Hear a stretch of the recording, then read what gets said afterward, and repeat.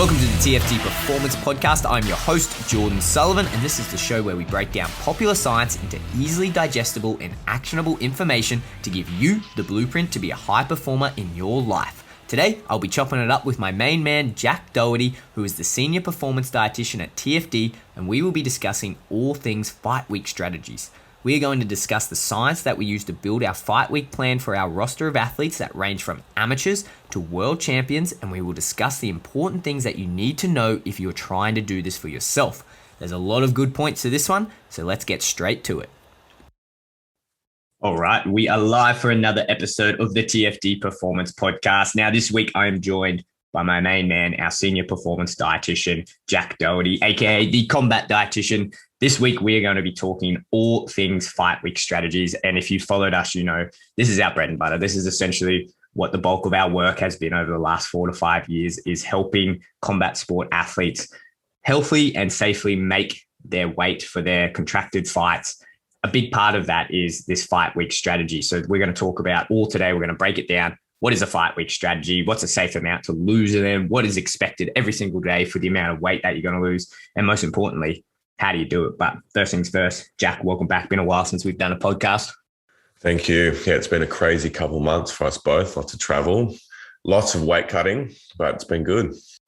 Yeah, we'll do a separate episode on March Madness, but I think we finished up March Madness. It's now mid-April, so we probably should have spoken about this a while ago. But March Madness, we did something like over 200 athletes we had go through TFD that made weight during March. So it's like the busiest time of year, because everyone gets the break off over Christmas, and then it comes January and everyone wants to fight and get on the first fight cards, and just everyone goes bonkers. And throughout the team, we had over 200 athletes making weight. So it was absolute mayhem. Like, we were all traveling before that. We were traveling at the end of March. It was a crazy, crazy month. And it's good. It's obviously good for business. It's good for us. It's good to help that many athletes, but man, it does take its toll on you. That's for sure. It was a rough few weeks, I tell you that much, on the old body. And I think it's good, right? Because we're just coming off March Madness. So it's a good topic to talk about this, because like you said, we did this with so many athletes. We wrote fight week strategies for so many athletes during that time. And we've done it thousands of times for thousands of athletes. Let's get straight into it. And I want this episode to be a bit more in depth. Like, we've spoken about this before. We've spoken about what a fight week strategy is and all the components of it. But I really want to break it down, not only just the science and what the latest science kind of says, but how do we actually put it into practice? Like, what do we actually do to make this work, and how much individual variance is there for each of these strategies? And practitioners listening to this, it's very important that you recognize that, yeah, there are things that are written down in textbooks and, you know, some papers that you can go off, but you really have to appreciate how much the individual variance does play a role in this. And I honestly think, unless you just go in and you do it and you get a good amount of experience, it's very hard to appreciate that. So that's what I want to try and get across with this episode, is give you guys some appreciation. So if you are guiding someone through this, or you're an athlete doing this yourself, you're going to make a lot more informed choices about this. Yeah, I think a lot of people see us like on the videos, like cooking and then doing the acute weight loss phase in the, you know, or the weight cutting, what we call it. But I think not many people see the in-depth stuff that goes on behind the scenes and what happens with those fight week strategies. So I think it'll be good to show everyone a bit different side of things, not just the weight cut day. Yeah. So let's just wind it back. If you are new listening to the podcast, or you haven't heard us talk about any combat sport related nutrition or science or anything, Jack, just give us a quick 30-second pitch. What is a fight week strategy? When we're saying, fight week strategy for this athlete, what are we talking about? So a fight week strategy for our athletes basically is that, you know, going by the fact that we've worked with them for the weeks prior, basically setting them up in terms of getting their body composition in the perfect position. And then when we implement the fight week plan and protocols, it's basically manipulating the water weight to get them on their contracted weight. So that's basically it. We use different strategies we're going to discuss in depth to basically manipulate certain aspects and physiology in the body to basically help with the water loss and get them on weight. Yeah. If you're listening to this, you would have no doubt heard people talk about weight cutting. Like, it's essentially what we do, right? We do weight cutting with athletes, and weight cutting, if you break it down, is actually 3 components, and it's broken into the fight camp phase, the fight week phase, and then the rapid weight loss phase. And the fight camp phase, like Jack said, is the weeks, anywhere between 6 to 12 weeks beforehand, where we're strategically eating in a calorie deficit, putting the athlete in a deficit. So we're slowly moving and reducing body fat to get to a certain point so we can enter our fight week at a certain weight, where we then initiate our acute weight loss or fight week strategy, which is comprised of manipulating fluid or water through different compartments in the body. And we do that by manipulating sodium, carbohydrate, and fiber in the body. And we'll talk about why we do each of those things. But when we do that each day, we're slowly dehydrating the body a little bit more, and we lose a certain percent of body weight each day until we get up to the day before or the day of weigh-ins, where we use the rapid weight loss phase, which is what a lot of people associate with weight cutting. When you look at, YouTube videos or Facebook videos, or you just Google it, you see people sweating out in the sauna, you see them sweating in the bath, you see them running in track suits or whatever it is. That's the rapid weight loss. That's right at the very end. And we'll do a whole episode about that and, what are the safe amounts to do for that? And, what are the do's and don'ts for it? But for this week, let's just talk about this acute weight loss, the 3 nutrients that we're going to do. Jack, break it down. Just give us a quick rundown. What are the 3 nutrients and why are we manipulating those 3 nutrients when we're doing this? Well, the big one, obviously, everyone knows is sodium. We manipulate sodium throughout that fight week. Depending on athletes, it can be a different time frame. But usually we start that about 5 days out, 4 to 5 days out. Also, it's glycogen depletion. So we're looking to, manipulate glycogen and carbohydrate intake to facilitate some water loss as well.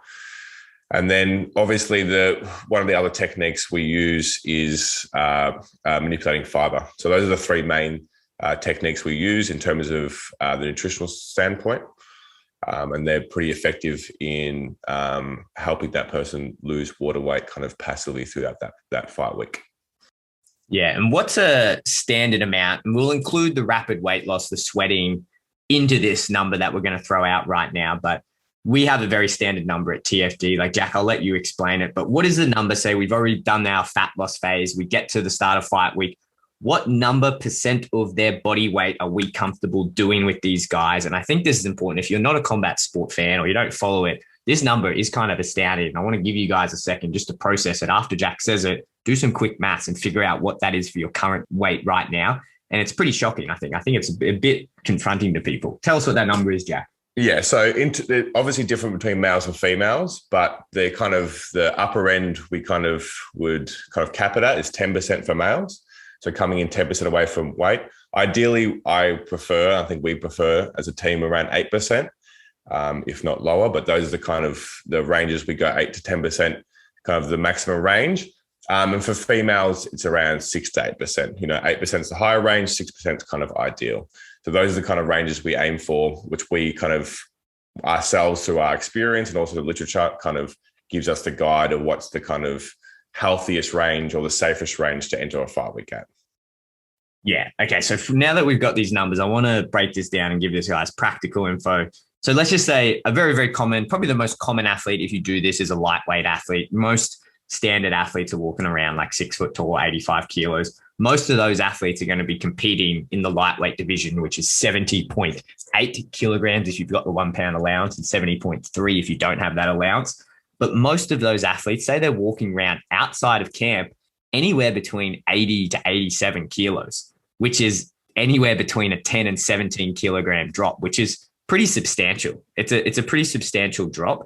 But like we said, the way that we do that is we spend 8 to 12 weeks slowly reducing the body fat coming down. And what we want those guys to enter the fight week at, if we're saying we want them to be about 10% out for a male, that's about 77 kilos. So we want to get to that athlete down to 77 kilos, but we've still got 6 to 7 kilos that we're going to manipulate in the 4, 5, 6 days of their fight week before they jump on that scale. And the way that we break that up is we use this fight week strategy. So we use the 3 strategies that Jack just outlined, the sodium manipulation, the low fiber, low residue, and the glycogen manipulation. We do that for 4 days, 4 or 5 days leading up, and that'll lose roughly about 5% of that 10%. And what we want to do is we want to aim to have no more than 5% of that rapid weight loss or that sweating right at the end. We'll do a whole episode about why we only want 5%. But that's really important to appreciate. It's not like when we get to this 77 kilos that we're losing body fat. And this is a big misconception when we do this with guys and they see the videos we put up on Instagram and the food that we're giving the guys. They're like, how are you getting this weight off? Like, you're losing more fat. We're not changing their body composition. By the time we get to this point, all the body composition change, all the fat loss has already been done. We're simply just manipulating fluid through different compartments.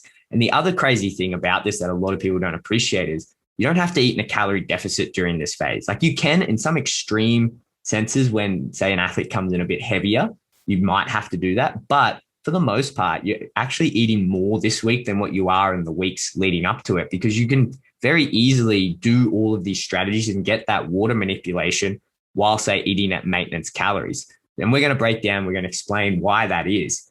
But I think it's important to appreciate that. Say, if that athlete is coming in, they need to weigh 70 kilos, they're coming in at 77 kilos, like that's 7 kilos of fluid that we're moving out of their body in 5-6 days. And it's important to realize this. And it's a point I want to really, really hammer home.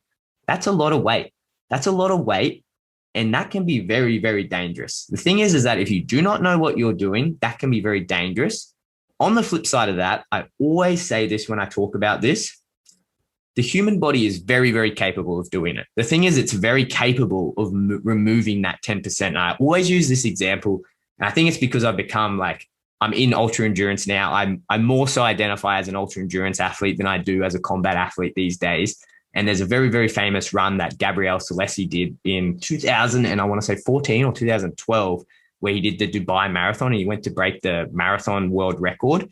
And what this team did, and I'm pretty sure it was a team from Loughborough University, our good friends, Dr. Lewis James and his team, they measured how much fluid he actually lost during that run. And they found out during that run, this is a guy, again, one of the best marathon runners in the world, running insane splits, like very, very fast, very, very elite level. By the end of that, he lost 10% of his body weight, 10% of his body weight in just over that 2 hours. And he was operating at an elite level, breaking a world record marathon time. So your body is very, very capable of being functional and operating at a high level while doing this. The difference is that Gabriel Salesi had a whole team of sports scientists, Dr. Lewis James and Asker Jukendrop, who are probably, I just butchered his name, but are probably the top sports nutrition, hydration experts in the world doing his nutrition. It's the same when we talk about weight cutting. The body is very, very capable of moving this 10% and moving this fluid out if you know how to do it properly, if you know how to safely manipulate those nutrients, if you know how much to pull and how much to push on each one, if you know the timings of it, if you know that athlete, if you know their habitual intake, if you know how to pull and you know how long to do each strategy, it can be very, very, very safe and it can be very effective and you can get very, very good results with it. Or it can be absolutely disastrous. And if you do this wrong and you rely too much on one strategy and don't utilize the other one, say you rely too much on the sweating and you don't utilize these fight week strategies, this is where we get into that part where we see people die. Like you see people die. You see people get health complications. You see people's kidneys shut down. You see them go into comas. You see them have seizures in the sauna. We've literally seen people die doing this process. So we're going to break this down. I want to preface with that is that you need to know how to do this properly. And before we talk about any of this, if you are not confident doing this, do not try and wing it. Do not try and wing it. Reach out to someone who knows what they're doing. Reach out to a credible practitioner. Reach out to someone who knows what they're doing. Get some guidance. Never, ever, ever do this on your own at a whim. In saying all of that, let's break this down. Very first thing I want to talk about is low fiber, because it's probably the one that most people don't get. And I don't know, Jack, do you get this? I get this all the time when we put up a video, we do something, everyone always says, why are you doing low fiber? Why do you cut out fiber? Is fiber good for you? Aren't you meant to cut? What are you doing? Yeah, that's a big one. Or like people don't really understand like what foods have fiber in it. So like when I obviously provide a plan, I have a detailed thing is what you can and can't eat to make sure that's the case. But yeah, a lot of people don't understand that because they're like, worried about, going to the toilet and those kind of things. It's something that's not really understood as much as, say, the sodium, the glycogen component. Break it down for us, Jack. Go through, why does the strategy work? Like, what are we trying to do with the strategy? Like, explain the physiology of how it works, and then break down what are the high fiber foods and what are the low fiber foods that we're manipulating during this, 5-6 days or however long it is. Well, yeah. Well, obviously fiber, fiber is a major component of, a lot of starchy foods, other foods that, a lot of whole foods in general. Obviously, a high fiber diet is very healthy for us in general, helps us with a good digestion, obviously going to the toilet, keeping that frequent. But also what it does, it holds onto a lot of water. You have a lot of residual volume in your intestinal tract, which will hold a lot of water. So the premise is basically when you start to reduce the amount of fiber, you're reducing the amount of water in your gastrointestinal tract, and therefore you'll weigh less. So that's the major component of it. I think it's effective, but again, what we spoke about this before, it's really dependent about, obviously in my plan, in my plans that I provide my guys, I obviously emphasize having fiber. Obviously, it's great for our digestive tract, digestive health. But again, it's very dependent on how much you're eating before the fight week. So a lot of people who are having a really high fiber diet, when you cut it out, they'll find more of a drop in their water weight. And then people who maybe are not prioritizing their fiber intake as much, it may be different.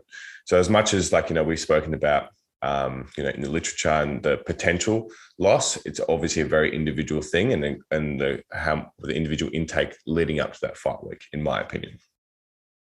Yeah, and that's the thing. It's I think it's important people realize too, just how long your intestinal tract is, and just say it obviously is going to vary between how tall you are, but for the average person, your small intestine can be up to 20 feet or 6 meters. And your large intestine can be up to, 5, 6 feet, which is 1.5 meters. So imagine rolling that out and seeing, let's just say for averages, it's about 7 meters. Rolling that out, that is really, really long.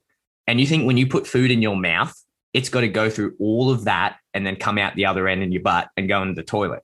And so you can appreciate that when you eat food, it takes a good amount of time for it to transit through your gut. And that is essentially what we're manipulating or taking advantage of when we talk about going low fiber, because at any one time, if you're having a good high fiber diet, which we suggest all of our clients, we suggest everyone does do it because fiber has so many good health benefits, but it can sit in your gut for 2 to 3 days because it's going through all of that intestinal tract.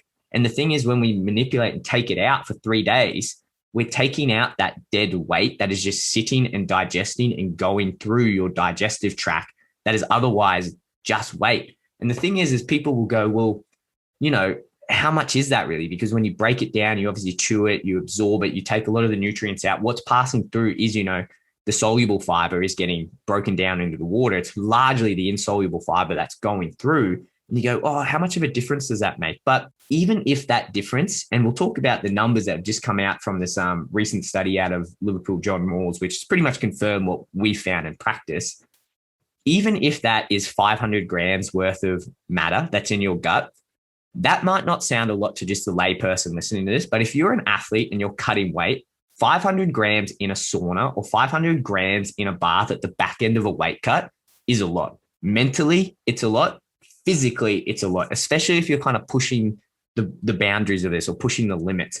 And 500 grams could be the difference between 1 hour extra sitting in that sauna or 1 hour extra sitting in the bath or however you're cutting weight. So it is substantial. And I think when we talk about this, like you said, Jack, and we're going to say this for all of these strategies that we talk about, it's not so much that there's hard and fast numbers that we go, okay, you need to have 10 grams of fiber this day and you need to have 15 grams of fiber.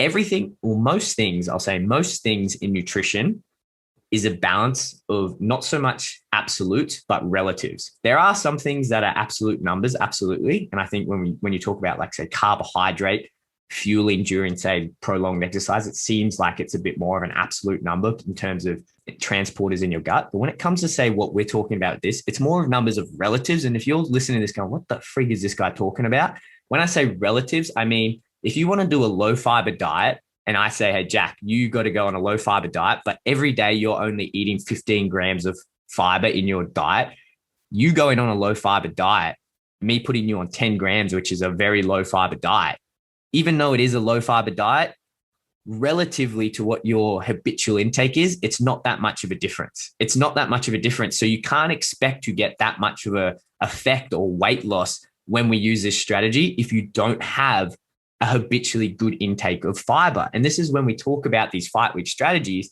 we always talk about, or with my clients, I always say, we need that 1 week before to prep your body for the fight week. And one of the things that we do in that fight week prep is load these guys up with fiber, or what we call fiber loading.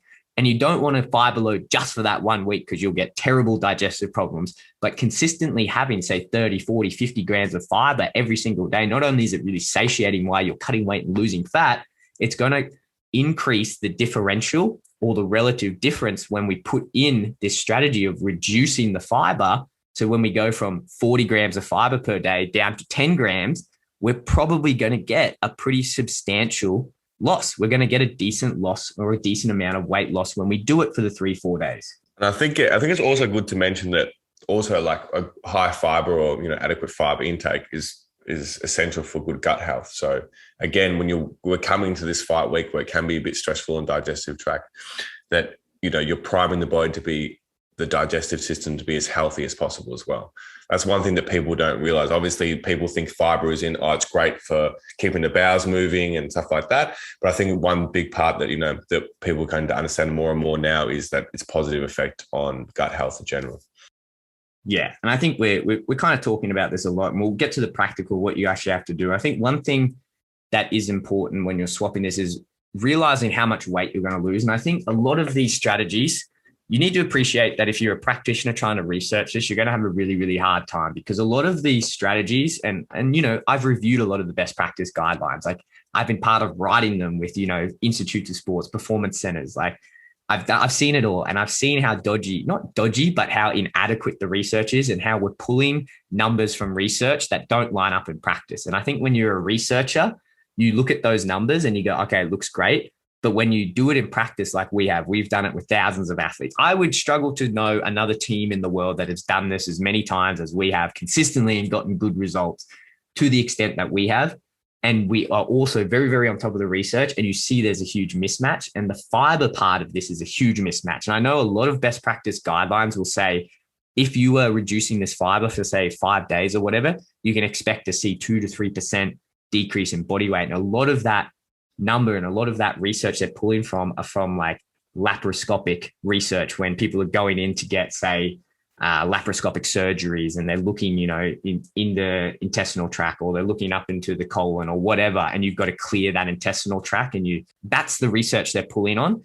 Just recently, I think it was like, what was this? Only like March 21st, 2022. So like 2 weeks ago, one of my mentors, Dr. Carl Langan-Evans, who has helped me substantially in my career, one of his master's student who has actually interned with us, Whelan Fu, just released a paper now. And if you guys want to read this, it's called A Short-Term Low-Fiber Diet Reduces Body Mass in Healthy Young Men, Implications for Weight-Sensitive Sports.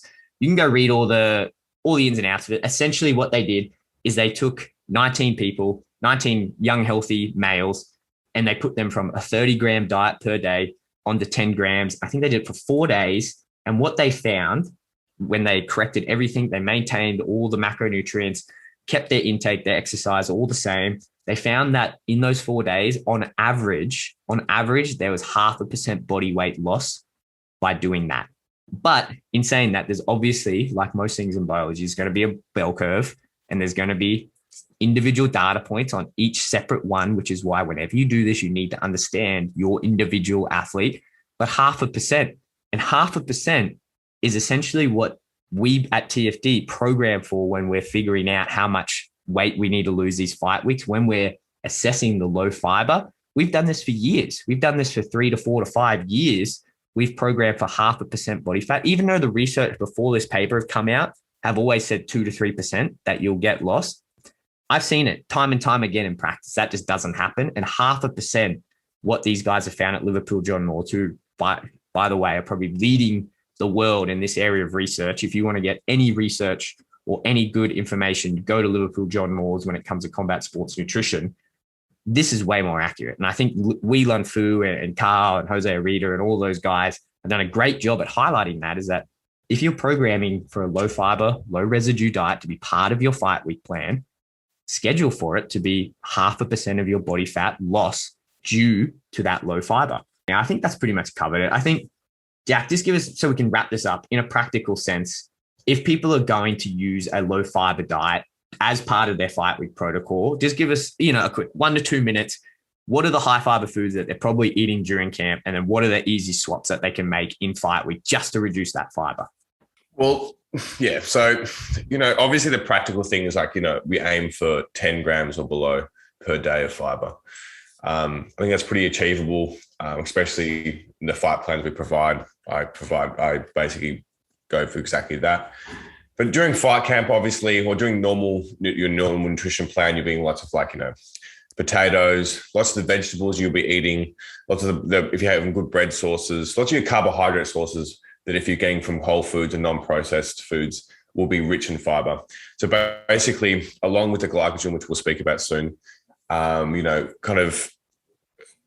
swapping those kind of high fibrous vegetables and carbohydrate sources for low sources. So obviously we're getting rid of the carbohydrates as we spoke about with the glycogen. But in terms of the vegetables, what I like to do is I isolate, obviously we're going for a low carbohydrate diet in a lot of cases. I like to give the vegetable sources which are low in fiber. My favorite one is probably asparagus.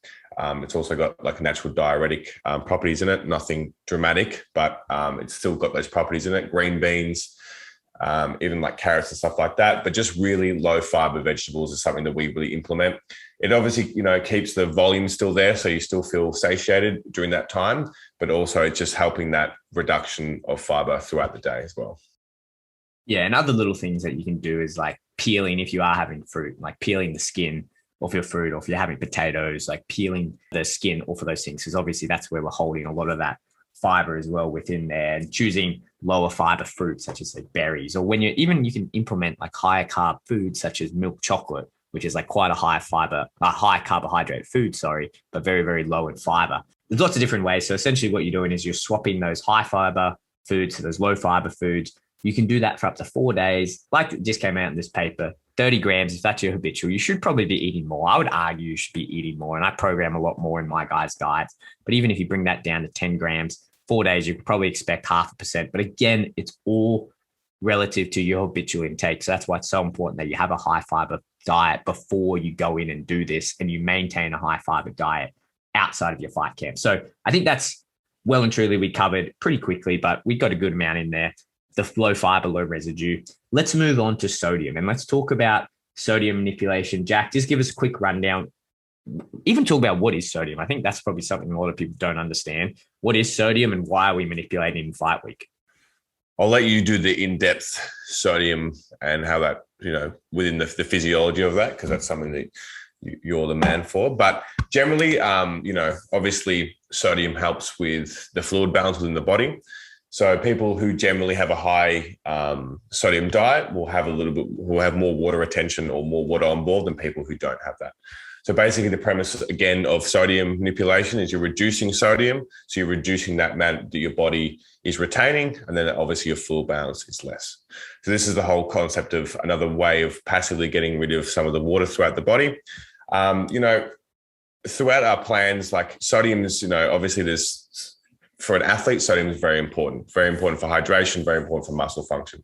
So a lot of my athletes, obviously we get our guys to use, products such as Trainade and electrolytes to keep their hydration status optimal. And a lot of my guys love salt in general, because obviously when you've got broken nose, you can't really taste much. So the more sodium, the more taste. But that's the main thing. Basically, we're just kind of during that fight week. I generally like to just start to taper it off. And then again, 3-4 days, completely cut it out completely, just to really have that passive release of fluid from the body. Plain and simple. But I'll let you give the compartment component of this a big whack. Yeah, sodium is an interesting one because, like you said, sodium is what we call osmotically active.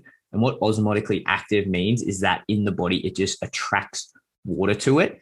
And that's very, very, very well established. Like it's very well established in the literature that that is the case. What is not well established in the literature is how is all of that relevant to a fight week, or when we're doing this with like everything in combat sports. It's so new, or the research in this area is so new. There hasn't yet been a study that's controlled for all the other fight week strategies, but have just changed sodium to see how much of an extent manipulating different degrees of sodium has on the overall weight loss. So I think that's important to appreciate. I think there's a few things we need to tick off when we talk about this. I think first is the basic physiology of it. And I won't go too in depth with it because we'll talk about this in another episode when we talk about water loading, which we're not going to talk about today, but we'll talk about this far more in depth. But it's important to appreciate that around 60 to 70% of the human body is water. And then that is broken up in different compartments throughout the body.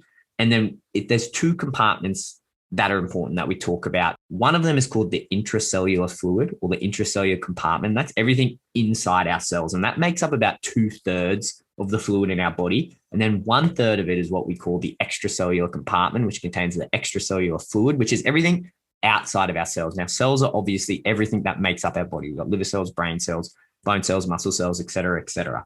So there's fluid inside those cells and there's fluid outside those cells. The other thing you need to be aware of is that it's not just fluid inside and outside of those cells, is that there are electrolytes inside and outside of those cells. And those electrolytes that are inside the cell and outside the cell are present in very specific ratios. And outside of the cell, there's a lot more sodium or higher amounts of sodium. And inside the cell, there's less sodium. And we don't need to go into the specifics of that, but it's important to know that outside of the cell, the extracellular fluid being higher in sodium is really important for what we call the osmotic gradient. And what that means is that it dictates how fluid moves around these compartments. And when I say moves around these compartments, there's a process you need to be aware of that's called osmosis. And what osmosis means is just the movement of fluid, but fluid will move from an area of high concentration to an area of low concentration of solutes. And solutes can be anything that, if you think of, say, cordial, if you're mixing up cordial, if you put a little bit of cordial in a cup of water, you see that cordial disperse throughout the cup of water. That's osmosis happening in real life. But what happens is that, say we sweat and we lose some fluid and we lose fluid from the intravascular space and we sweat it out of our body, what that will do is that reduces the amount of fluid in the intravascular space, which increases the concentration of sodium in there, which will cause an osmotic shift or an osmotic gradient to put fluid back into that intravascular space. And that's because of sodium, because of the changing levels of sodium. So without going into too much more depth about this, when we're thinking about, okay, dietary changes that we can do to manipulate sodium levels and therefore fluid levels in the body, I think everyone can appreciate that. Okay, well, if you have a really salty meal, say if you go out for Thai or some other type of Asian dish that uses a lot of sodium or MSG or whatever in there, you can appreciate the next day you wake up quite a bit heavier. And that's because you've put so much extra sodium into your system and you've probably put more sodium than what you do regularly. And that's caused fluid to osmotically be attracted to that fluid and you're just holding it. And more often than not, you're probably just holding that in your digestive tract or you're even holding it in that extracellular fluid space. But that's what's happening, is that the more sodium that you're putting in your diet, you're attracting more fluid. And then once you take out that sodium, the theory is that if you take down the sodium that you're giving in your diet, you're not going to get as much fluid brought in. You're not going to get much fluid osmotically attracted. And you see this with in clinical settings when you've got high blood pressure patients that you put them on low sodium diets. And because that will cause less fluid in the intravascular space and the reduction of the plasma volume, their blood pressure will come down.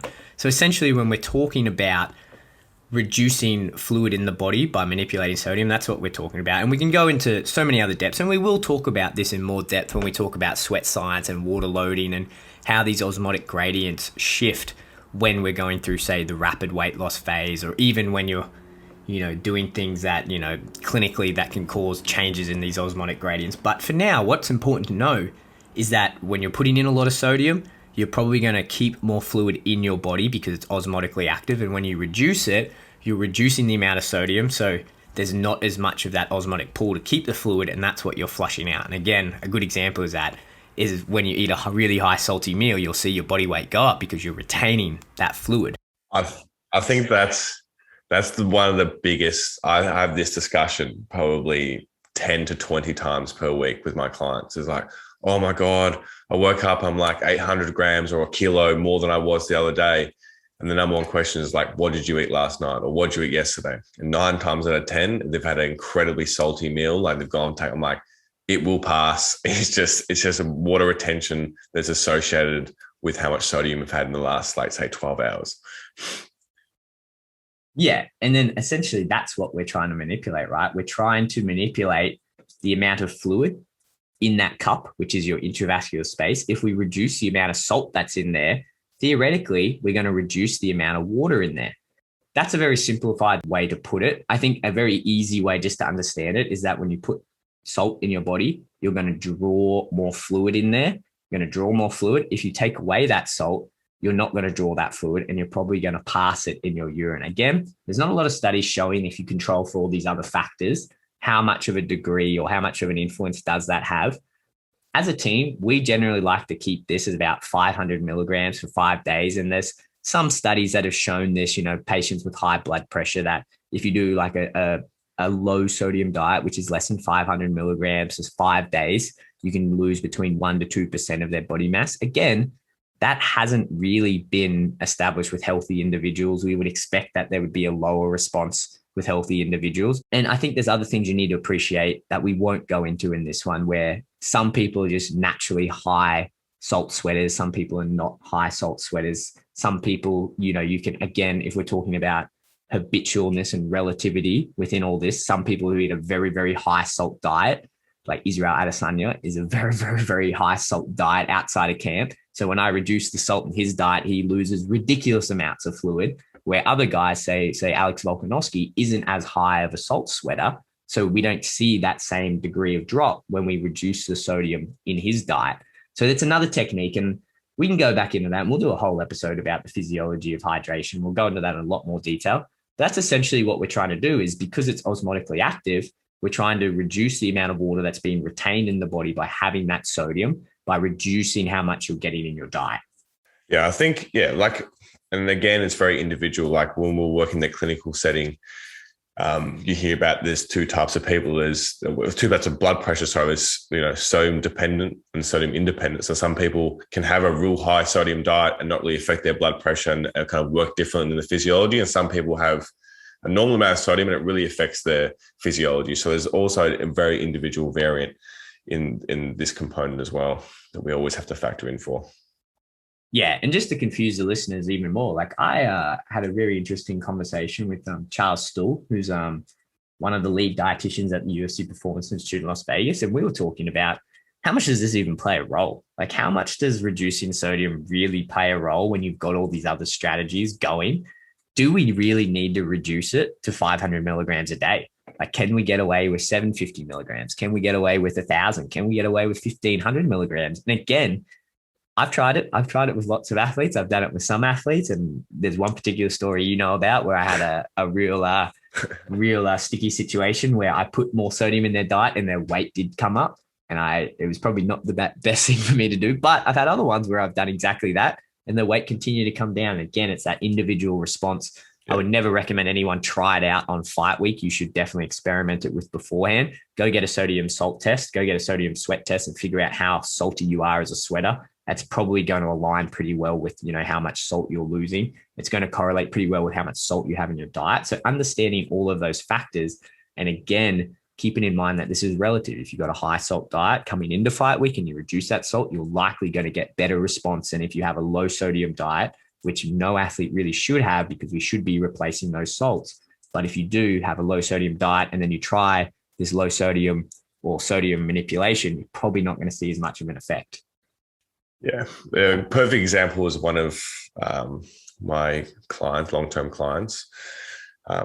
Won't name names, but he eats like an amazing amount of sodium. He's just obsessed with sodium and electrolytes and stuff like that. And for him, again, I cut sodium and he just starts dropping dramatically really quickly. So again, very individual. Otherwise, don't have that same effect. So like anything, know your athlete and know what works for them. Yeah. Okay. So that's two of the nutrients. So the first nutrient is fiber. Second nutrient is sodium. The third and last one we're going to discuss today is glycogen. Jack, just give us a rundown. What is glycogen? So this is probably the strategy that everyone hates the most and everyone complains about the most.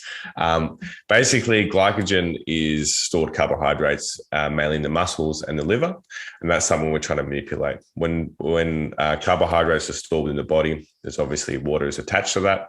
So once you kind of burn that glycogen off through depletion and also through exercise, the associated water with that will come off naturally. This is obviously, I think, one of the most effective techniques.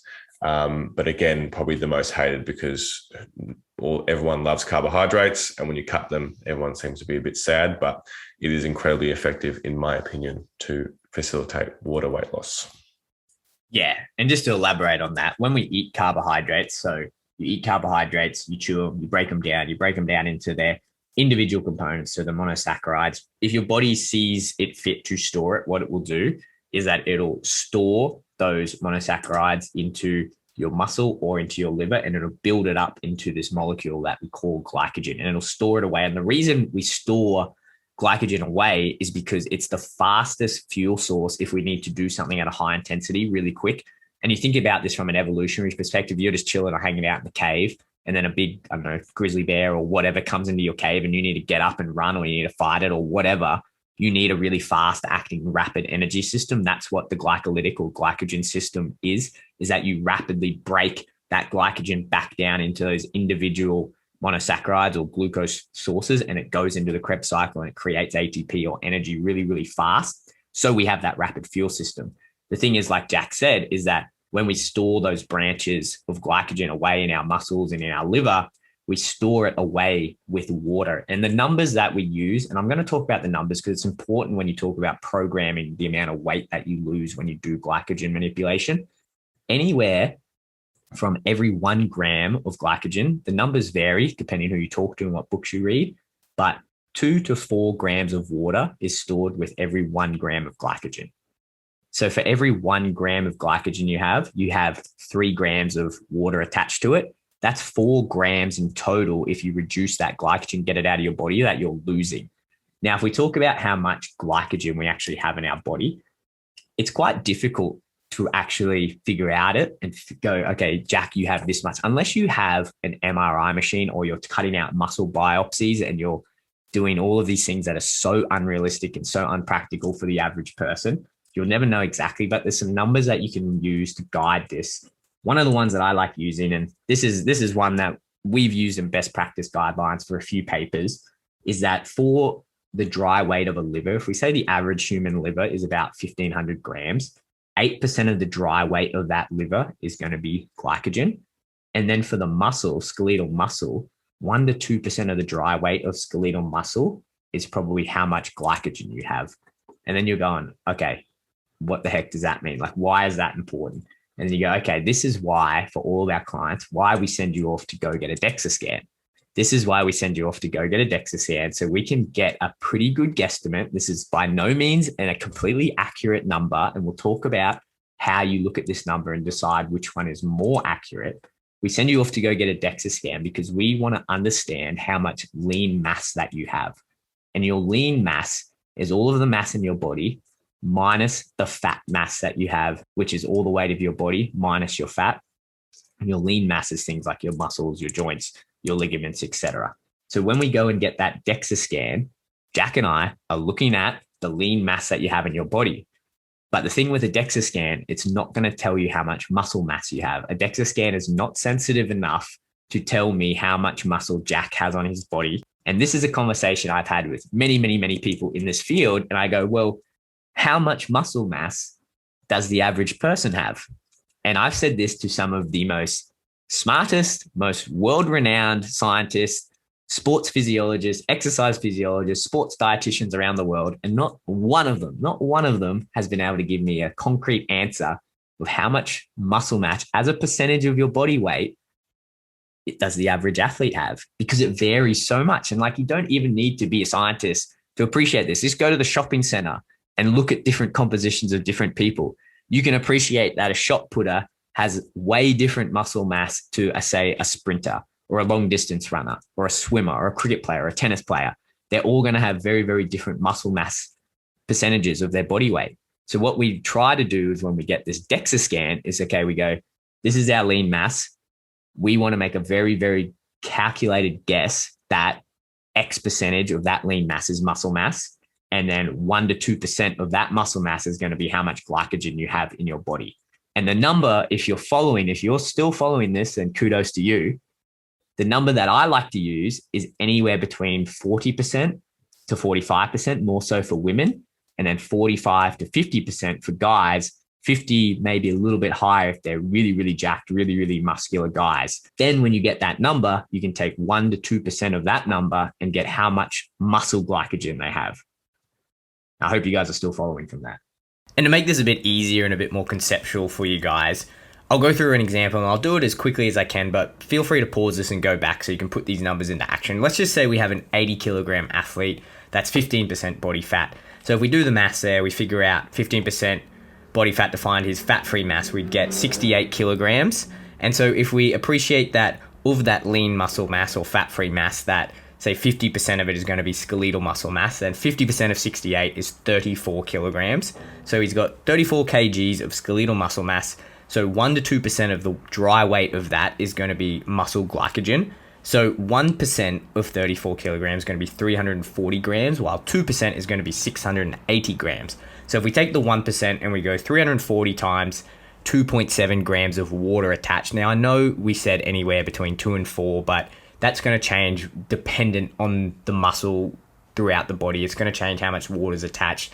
The number I like to use in practice is 2.7. It's more conservative, so if we lose more in the actual fight week, it's better. So let's use 2.7. So 340 grams times 2.7 equals 918 grams. Plus, we add the original 340 back on, which is 1.25 kilograms of glycogen and attached water if we're going by 1%. If we're going by 2%, then we get the 680 grams. So we times that by 2.7 grams for the attached water. We get a number of 836 grams. Plus we re-add on the weight of the original glycogen, which then gives us about 2.5 kilograms. So for the skeletal muscle mass, if we're using 1 to 2%, we've got anywhere between 1.25 and 2.5 kilograms. Now, if we look back at the liver, and let's just say the average weight of the liver, again, it's average, it's going to change for everybody, but let's say it's 1,500 grams, and we use 8% of the dry weight of that, we get about 120 grams there. Again, we'll use 2.7 grams for the attached water. So that's going to give us 120 times 2.7 is 324 grams of attached water. We add 120 grams of the original glycogen that's in the liver, and we get 444 grams. Hope you guys are still following. But if you add all those numbers together, that means if we're using the estimate that we keep a 1,500 gram liver and the 8% dry weight, and then we're using an estimate of 1 to 2% skeletal muscle mass, the amount of weight that you could lose by completely glycogen depleting, which you would never actually do, you would never completely glycogen deplete someone, but if you were to glycogen deplete someone, you would lose anywhere between 1.7 and 2.9 kilograms of weight, which is quite substantial. So as you guys can appreciate, there's obviously some guideposts that we use there. It's not concrete numbers, and that's why we do so many trial cuts, or we make sure that we really dial in how many grams of carbs these guys are eating, and we see the relative drop that we're getting so we can have a bit better of an understanding. We're fortunate that we've done this with so many thousand athletes that Jack and I have so many different numbers that we can compare to. So when we get an athlete, we can get a good estimate of their body composition. We can get a good estimate, okay, this athlete looks like he's at this much muscle mass, and he's got these certain characteristics, so I'm going to assume that he's going to drop this much glycogen when we do X, Y, and Z. And we're very fortunate in that sense. But to put a bit more practical sense on this, I'll let Jack explain, how do we actually go about doing these dietary changes? What dietary changes do we make to get this glycogen reduction and glycogen manipulation to happen in real life in the fight week? Well, the biggest part of it, before I start with that, is to make sure that the intake of carbohydrates before the fight week is adequate, is matching what your body composition needs are and your activity needs are. A big thing that I found, especially from the Muay Thai community, which I'm from basically, is that, when you're in Thailand, if you start putting on weight, they want you to go on a low carb diet. So I've had a lot of people come to me like, when I was doing my own stuff, I'd come to fight week and the weight wouldn't shift. And I'm like, well, what were you eating? And they were glycogen depleting, going on a low fiber diet for weeks before. So that's not going to be effective if you're going to try to implement that, trying to keep low carb if you haven't been eating carbs. So what we do is basically, obviously we've set them up. We know that carbohydrates are the most important fuel source for combat sport athletes. So we're giving our athletes adequate fuel, adequate carbohydrates in the weeks leading up to it. So again, depending on how much the the athlete needs to lose in that fight week, we can either do two things, which is completely remove carbohydrate sources. So we prioritize proteins and fats. Obviously, there's going to be carbohydrates in the vegetables, but not so much enough to worry about. Or we can just dramatically reduce the amount of carbohydrates they're having. So again, going from X to Y, depending on what the athlete is. Again, the athlete will probably be tapering that week, so you don't need to make them do a lot of exercise to burn that. So naturally, their body will kind of start to gradually burn that off it naturally through just normal training. And then when that happens, when you start burning off the glycogen from your liver and muscles, then your water will go. So basically, throughout what we do in the fight week is just basically simply remove or reduce the amount of carbohydrate intake, and that naturally gets the water off. Essentially, what Jack's saying is that it's all about your habitual diet. And I think, again, a habitual carbohydrate diet, we don't really know what a combat sport athlete eats during camp. And I think when you look at endurance sports and you get the recommendations from endurance sports, like athletes eating 8 to 10 grams per kilogram per day of carbohydrates. So a 100-kilo person eating between 800 and 1,000 grams of carbohydrates per day. It's a lot of carbohydrates. We just don't see that in combat sports. And when we talk about programming for fat loss and programming for periodizing carbohydrates during fight camp, it's physically not possible. You don't have the allowance within the calories to give high carbohydrate diets to fighters. The highest you'll probably see is between 3 and 5 grams per kilogram per day for a fighter. If you're doing more than that, then you're probably not cutting a lot of weight, which is a good thing, which is something we recommend. But again, you see some athletes, because they cut so much weight, they don't have the calorie limits to get high carbohydrates, or they're eating a very low carbohydrate diet, say 1 to 2 grams per kilogram per day of carbohydrates. And that's pretty unsubstantial. That's not a lot. So when it comes to the fight week, you see this a lot, guys, or if they're following that low carbohydrate diet, or they've cut carbs for weeks coming in, and then they go, well, I've got to lose 10% of my weight. And you go, well, shit, you haven't been eating carbs. You haven't, that's the biggest contributing factor to this fight week strategy. And you aren't full, you aren't full of glycogen. You're pretty depleted as it is. So you're just simply not going to get that weight loss. So that's another thing that we say to all of our athletes is right up until fight week, eat high carbohydrate. Even for the weekend, I say this a lot to my guys, the weekend before we start fight week, go out and have a pizza, go out and have a pasta, go out and have a very, very high carb meal. And we program this so we're still within our calories, but have a very high carb meal. So we're giving our body the best chance to be glycogen stacked or glycogen stored up. So when we start this fight week, we are getting this weight loss because it's such a huge component of the overall strategy.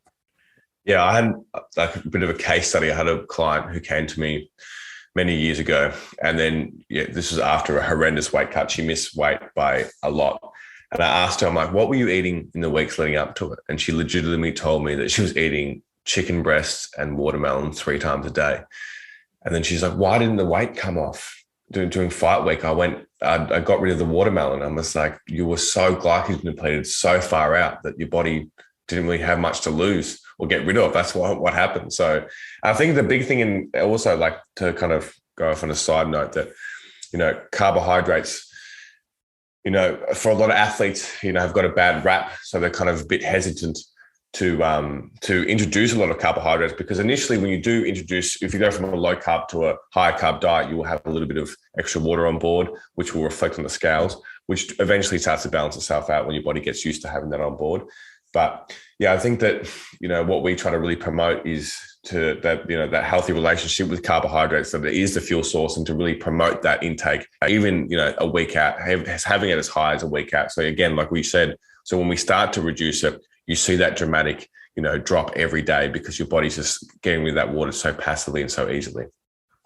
Yeah. And I think that's a pretty good explanation. We went pretty in the weeds, not too in the weeds. And if any of you guys are listening to this and you want to, get a copy of any of those studies, or you want to see, you want to learn more about this, shoot us a message and we'll go through this, because it is pretty overwhelming when you hear all of this, especially if you're a new practitioner, because you don't get taught this at university. Unless you're at Liverpool John Moores and Carl or James Morton is one of your lecturers, then yeah, they might talk about it. But outside of that, you're not getting taught this at university. You're not getting taught this at any sports nutrition accreditation. There's no one really going. It's a completely different way of thinking, but just shoot us a message and we'll go through this a bit more. But I hope that was enough of an overview and kind of gives you guys a bit more of the theory and a bit more of the practical application. The very last thing that I do want to say about this is when we combine these three strategies is how much weight you can expect to lose. And again, there are absolutely no papers that you'll read about this, but doing this with thousands of athletes, there is a number that I find is pretty consistent across the weeks. And if you program properly, when we do this, we get our assessments and we do all of this. As part of our assessment, we do a theoretical weight loss during fight week that we do and we plan out for all our clients. More often than not, we give them a range. We give them a lower range and an upper range. And more often than not, I would say that we land right in the middle of that. And there's obviously individual variance between that. What we tend to see is that if you start this fight week strategy on the Sunday, and then you go and say you're cutting weight and you've got it's cutting weight, I mean sweating in a sauna or a bath on the Thursday night or Friday, every day that you do this strategy, you should be losing about 1% of your body weight.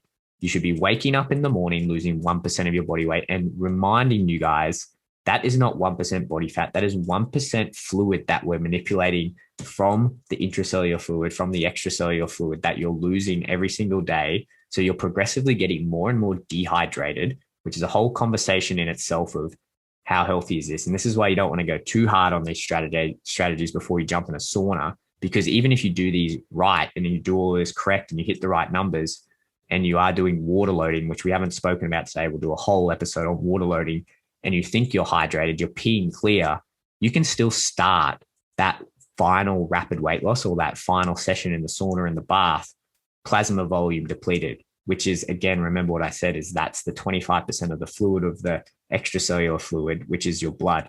And your body is very, very, very protective of the fluid in your blood. Like your blood goes around all of your body. It sends nutrients to all your organs, to your muscles, to everything, to your brain. It's very protective. And that's why water will come from inside the cells to outside the cells into your blood, and why it will osmotically move when you're manipulating all of these nutrients is because it wants to protect that fluid volume. But that's what we're losing. Every single day, you're losing body fluid from those different compartments, and you're essentially dehydrating different parts of the body. So even if you do everything well, you're still going into that rapid weight loss or that sauna session or that bath somewhat dehydrated. And that's why it's so important that when we talk about the rapid weight loss, you don't do any more than 5% of your body weight in there, because you just dehydrate the body to the point where you're going to give yourself kidney damage and you're going to possibly give yourself brain damage, and you could really injure your, intestinal tract and do all these other bad things. But it's important to recognize that that 1% drop that should be expected every day of fight camp when you're doing this is water weight. It's water weight, and you're progressively getting more and more dehydrated. And if you put all of this together and you do these strategies properly, you're losing water weight. Please remember that you're getting progressively more dehydrated before you even do the final dehydration, which is why it's so important. The way that you rehydrate and reload, which is going to be a whole nother episode on itself, is so important. But I think we need to wrap this up, Jack. We've hit our time. Final notes, I think 3 nutrients that we're manipulating during fight week: fiber, sodium, glycogen. We've gone over not too much into the physiology, but giving you guys a bit of an overview of what we're trying to do that. I think it's important that you appreciate that we're manipulating fluid and water in those days that we're leading into the final weight cut. We're not losing body fat. That's already been done in the fight camp. Everything we talk about in this strategy is relative. There's not absolute numbers. We can give you numbers, say, eat 10 grams of fiber per day, have 500 milligrams of sodium, have 50 grams of carbs per day. They don't really mean much. Absolute numbers in this don't mean so much, because it is all relative. It is all relative to your habitual intake, which is why it's so important you have a structured fight camp meal plan leading into your fight week, and you have that week where you prep your body to be in the best position to respond to these fight week strategies. And then once you do the rapid weight loss and the rapid weight cut, that you have a very, very, very dialed individual rehydration and reload plan to put all of these nutrients back in. I think that's a pretty good overview. Anything you want to add, Jack, before we sign off? Yeah, I know we always bang on about it, but the individual component to all this, like we said, like these numbers are a good guide and a good foundation, but whether a practitioner or athlete, understanding that it's a very individual thing, and everyone will see different numbers and different losses, even if they do have the same, say, body composition. So, use that as a foundation that we've given you, but also understand that everybody's physiology, everyone's body is different, and everyone will respond differently. So to be able to be flexible and knowing yourself or knowing your athlete, if you're a practitioner, is absolutely vital because, one thing we'll go into when we talk about the acute weight cut, some people are very comfortable manipulating from, say, 10%, some people aren't. So finding that balance of what works for that person is very, very important. And that's what we do. Every time we do a weight cut, we collect data. We collect more and more data. So every camp, every weight loss week, every fight week, that we just refine that process. We know exactly what works for that person. So making sure that you're always striving to do it on an individual level is something that I think is very important. Couldn't agree more. You need to be absolutely dialed in for the individual and take it from someone that has done this with so many athletes. The fight week strategies that we use with the different athletes look so different. Like what I'll do for Israel Adesanya looks so different to what I'll do to Alexander Volkanovski, which looks so different to Dan Hooker, so different to Kai Kara France, so different to Brad Quake Riddell. They all look so different because their bodies are very, very different. Their habitual diets are different. There's so many components you need to think about.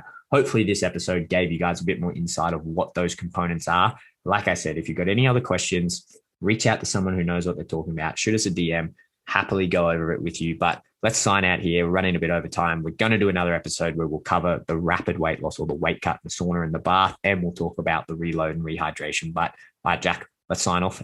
Another good episode. I'll chat to you soon, mate. You too, brother. Catch you later. And there it is, another episode of the TFD Performance Podcast. That's the science behind how we build our fight week strategies that we use with athletes at the absolute highest level of the sport. Keep in mind that this science is constantly evolving, and to make sure you are doing this as safe as possible, you should conduct all of these practices under the supervision of an adequately trained, qualified health professional. This podcast will be available through the podcast app, iTunes, Spotify, YouTube, and if you follow along with our socials at @the_fight dietitian, you can see all of the best bits from our podcast episodes. Thanks for listening in, and I'll see you guys for the next episode of the TFD Performance Podcast.